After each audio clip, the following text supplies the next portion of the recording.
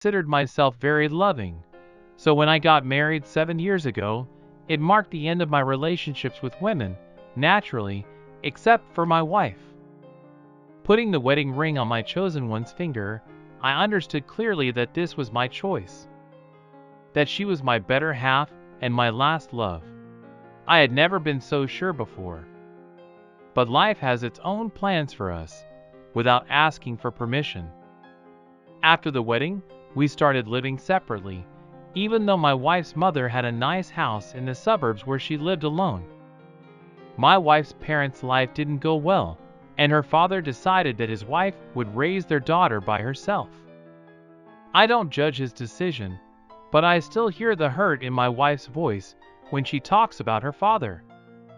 A year into our married life, my wife made me happy with the news that we would become parents in the near future.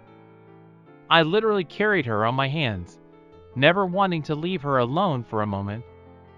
I would run to the store in the middle of the night when my beloved desperately needed to eat pickled herring with sugar or smell shoe polish. My wife shared with her mother how I was taking care of her, and from my mother-in-law, I received only approval and kind words. Sometimes, I wondered if my beloved mother-in-law praised me many times more than my beloved wife did. But I attributed it to my wife's pregnancy and her constant mood swings and discomfort. 3 months after learning I would become a father, my wife and I went for a routine ultrasound. When the doctor asked us if we knew we were expecting twins, I literally jumped around the doctor's office like a child and shouted joyous exclamations.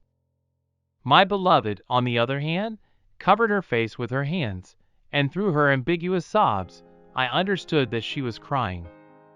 She was in shock. She hadn't expected twins. She wandered around the apartment, constantly repeating, "What do we do now? How will we live?"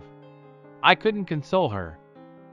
It took a whole 3 days for my wife to stop crying and decide to go see her mother to share the news in person rather than shocking her over the phone. Throughout this time, I knew Angelica as a very polite and reserved woman. However, when we told her about our pregnancy and the fact that there would be 2 babies, she erupted like a volcano. She laughed, she cried, but her tears were warm and kind. She genuinely rejoiced and even started calling herself a high-heeled grandma since she was still working at the time.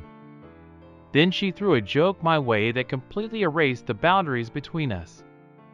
To be honest, Lucas, I was beginning to think your gun was out of bullets and your ammunition was blanks. I hadn't laughed so hard in a long time. I proudly replied that all I needed was a target, and I'd hit it right away.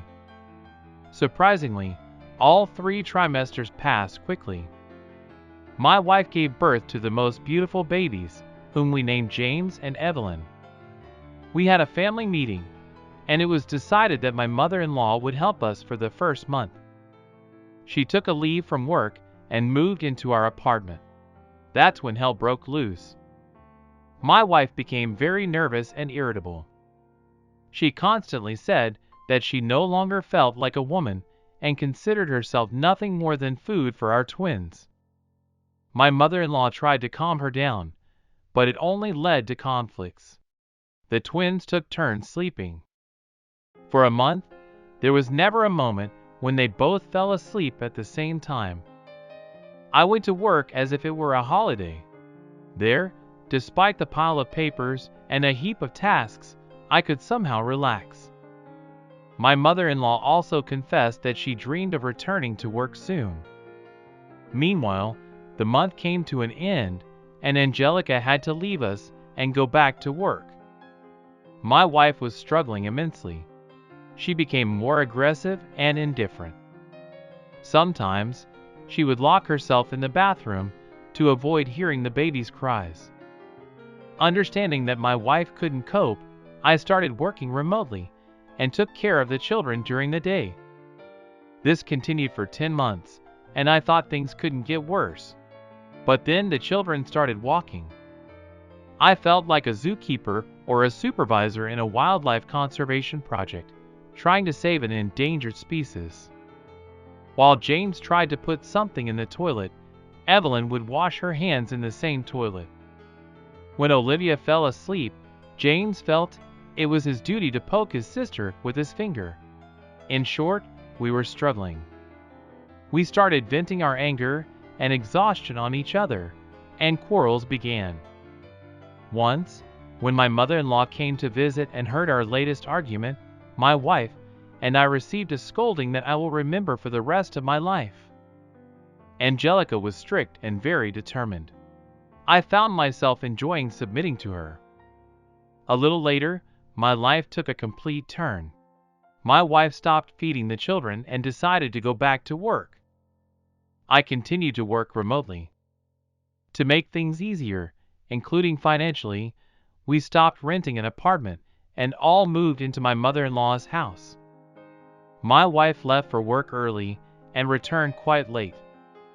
She practically only saw the children and me when they were asleep.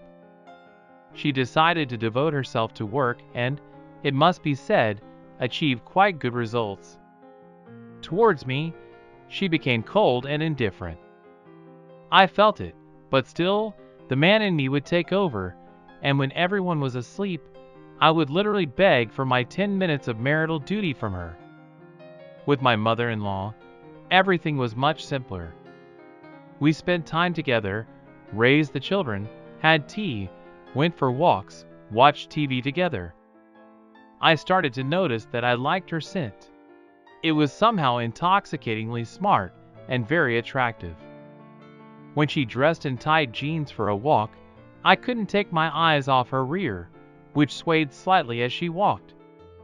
One day, Angelica was cleaning the floors, and I was walking engrossed in my phone. It happened that we collided. She was facing away, and I was facing forward. I immediately felt desire, which was clearly visible. To my surprise, my mother-in-law ran her hand through her hair and gently bit her lip. I didn't know how to interpret this and decided to pretend that nothing had happened. The next day, we were preparing dinner together, and I dropped a knife on the floor. My mother-in-law bent down to pick it up, and in doing so, the neckline of her blouse sagged, and I saw her lingerie barely covering her breasts. I again felt a rush of desire for everything and couldn't hide it. "Is there anything you want to tell me?" my mother-in-law asked. "I'm afraid I'll say too much," I replied, barely holding myself back. "Or maybe I want you to say too much," she quietly told me. I started acting like a teenager, shifting from foot to foot, and then I just said that I felt like the children were crying.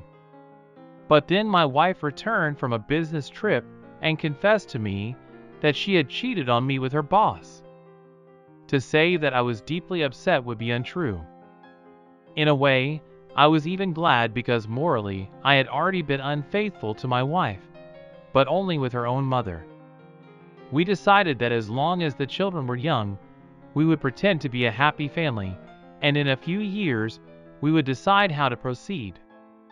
It was a chilly day outside. My wife left for another business trip.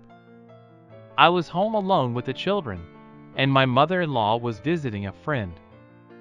After putting my twins to bed, I was watching TV. My mother-in-law came back late at night, cheerful and slightly tipsy. She had gone out without an umbrella, and she was soaked through. I saw that she was shivering. I started helping her remove her coat, wet blouse, and, before I knew it, she stood before me in just her underwear. "This is wet too," she said, and effortlessly removed everything. We spent the entire night together, one of the best nights of my life. My desired mother-in-law was truly mine that night. And in the morning, I woke up alone. There was a note on the table that said everything that happened was a mistake. It was a result of wine, and nothing more. This should stay between us. I'm going to stay with my sister. Your children are old enough to go to daycare. You'll manage without me? I'll tell my daughter that I'm taking care of a sick sister. Don't call me or mention what happened." I threw the note away, but I can't erase one of the best nights of my life from my mind. For years have passed. We got divorced, and to our surprise, the children took it quite calmly. My ex-wife often takes them to the seaside, to the house of her new husband, her former boss. To be honest, I don't regret it one bit. In my mind, it's her mother and that night. I know it's all wrong, but I can't help it.